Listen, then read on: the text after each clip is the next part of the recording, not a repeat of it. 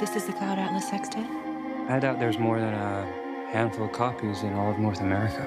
But I know it. Hello, welcome to Premier Scene. I'm Claire Bueno as we globetrot through time as we attend the Gala screening of Cloud Atlas. That's it. The music from my dream. There are whole movements I wrote imagining us meeting again and again in different lives, in different ages. I can't explain it, but I knew when I opened that door. A powerful deja vu ran through my bones. There's some wonderful dialogue in this screenplay, and you get some of the funniest lines. Was that what attracted you to the screen? I was attracted all the way from the very. I'd read the book before the script came my way, so I knew what it was about when it turned up, and I was just excited from the word go. It was irresistible. Couldn't have kept me away. I'd have been queuing up anyway if they hadn't asked me.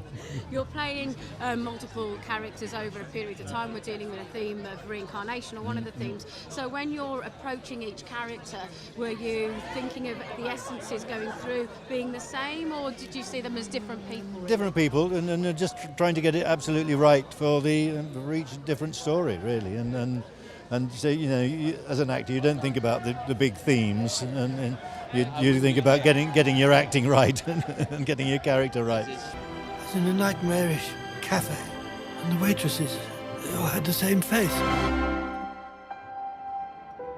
No reason to hide. I know you are Sonmi 451.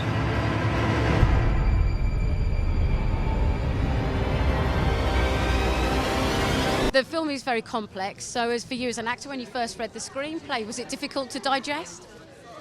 No, it wasn't. And what was interesting to me was that you've got 6 different stories going side by side all the time, and I found all of them interesting. I wanted to turn the page, and that's quite something for me because I get bored easily. And you're playing multiple characters, so was there one when you're reading that resonates with you most, that you want to play, or...? Well, Actually, as I recall, they offered me 5 parts originally, and I said, there's a 6th one that I really fancy playing if you haven't cast it already, which was Jim Broadbent's brother. And they said, oh, sure, okay, play that. And that may have been the one I enjoyed most.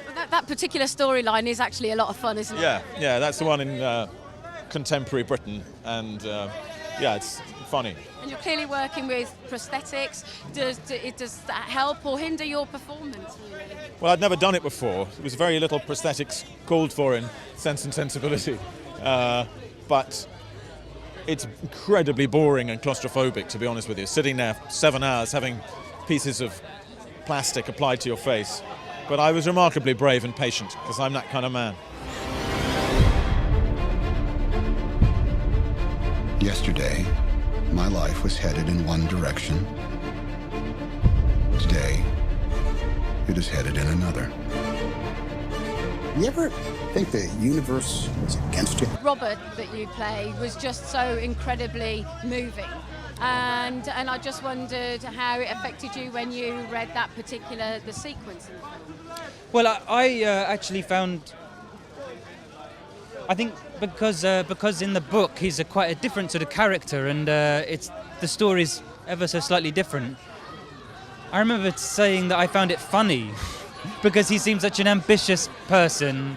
It was sort of, in a way, it was just different. But people tell me, which I'm very touched by, heartened by, that they find it very moving, and the love story between these two men who actually share so little screen time, but it's actually very affecting. And you believe it, and I'm thrilled that that's the case. But I didn't know that was going to happen. There are many themes that transcend through the film, and one of them is eternal love. And this particular scene that you play actually, I think, accentuates that. Is that something that you felt as well? Yes, love, lasting and touching people who live after, reverberating through later generations. I love that idea, certainly.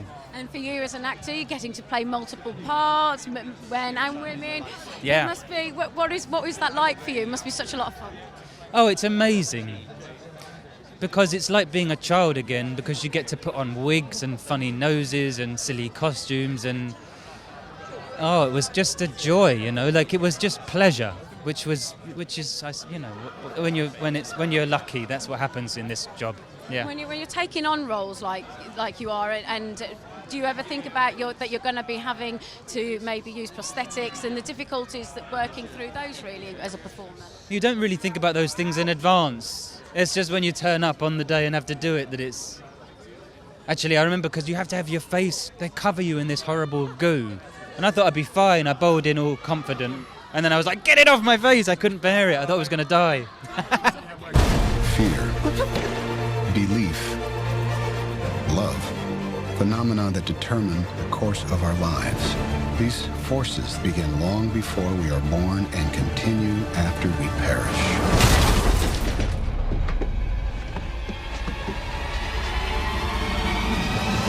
I have to commend you on the amazing makeup.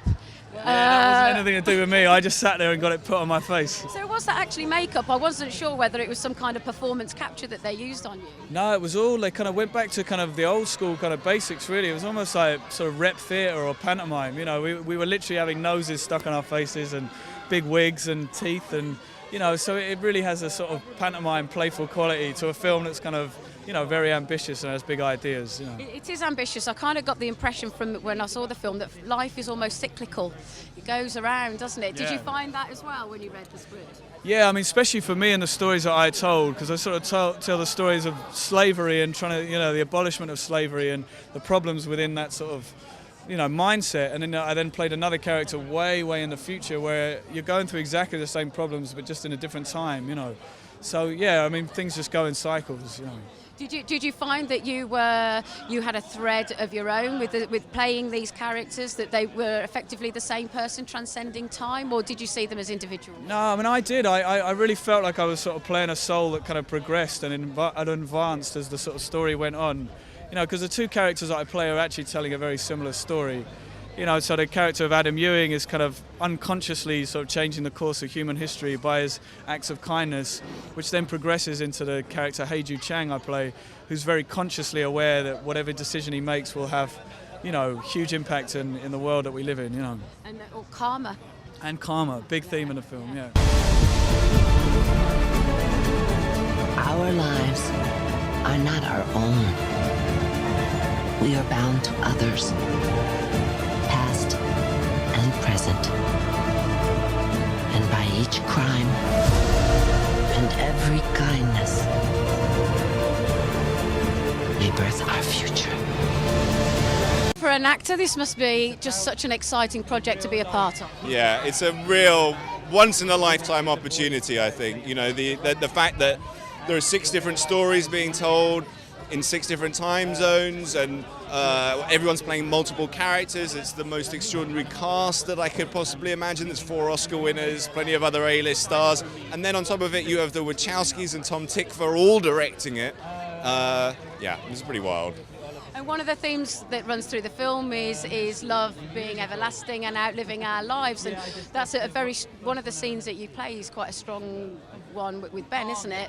Can you tell us a little bit more about that, and is that one of the reasons why you wanted to take the part?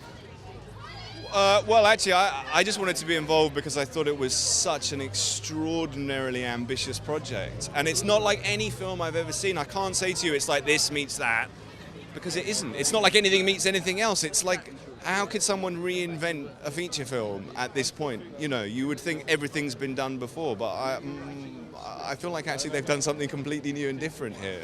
The interesting thing was when I saw it, like my friends and I we were chatting, and the film credits had rolled, and we were just talking about it because it was so wonderful. And I'm just wondering, for you as an actor reading the script, it must have been so exciting. Yeah, it was really exciting to read it the first time, and it was really exciting to see it the first time, and I have to say the second time as well. Though, you know, if they'd have screened it half an hour after the first screening had finished, I would have gone back in and watched it again right away. And there's a film obviously that uses effects as well, but it's a very character-driven plot. So is that something that's important to you as a performer, that it's not spectacle driving the story, it's actually the story itself? Well, I think always in terms of story, you want to work on things that are driven by character. Character should drive plot, but also you've got these extraordinary filmmakers who are capable of working with all the technology and making it look like a futuristic world that I kind of go, oh, I would quite like to see that world. So that was fun. I won't let you go again. That's it from Premiere Scene for this evening. I'm Claire Bueno, and we'll see you next time. I believe there is another world waiting for us, a better world. And I'll be waiting for you there.